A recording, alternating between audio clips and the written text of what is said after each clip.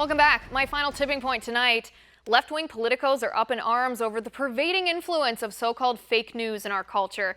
They contend that fake news helped Donald Trump win the election. They argue that right-wing hate speech is the driving force behind our divided nation. Rather than accept responsibility for Hillary Clinton's devastating loss, liberal politicos would rather point their fingers and blame somebody else. Anybody else. They'd rather tar and feather so-called fake news as the culprit instead of rejecting the identity politics, the corruption, the broken promises, the political correctness, the offended snowflake, big government knows best mentality that actually cost them the election.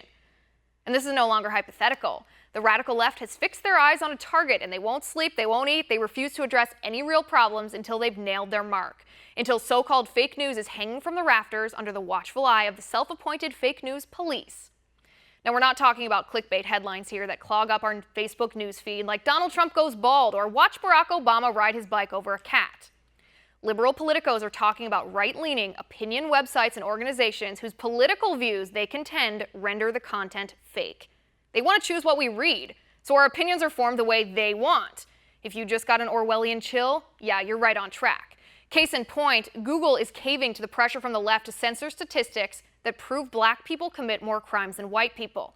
Now remember, this is a fact. This is not opinion. FBI crime statistics prove this is the case. According to the FBI, a black man is 40 times more likely to assault a white person than vice versa.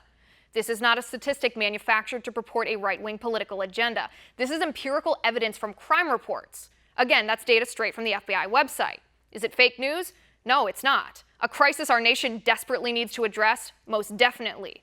But why does the left want to brand it fake news? Why do they want that statistic censored? And herein lies the real danger of the fake news witch hunt. There's no clear definition of fake news. It's a fake headline in and of itself to mask a power grab by the liberal elite who want to cover our eyes and stick our heads in the sand.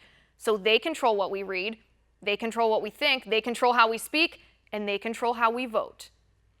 And that's my final point tonight. You can reach me on Twitter at Liz_Wheeler. Also, if you liked the show, please send me an email at oann.com/contact.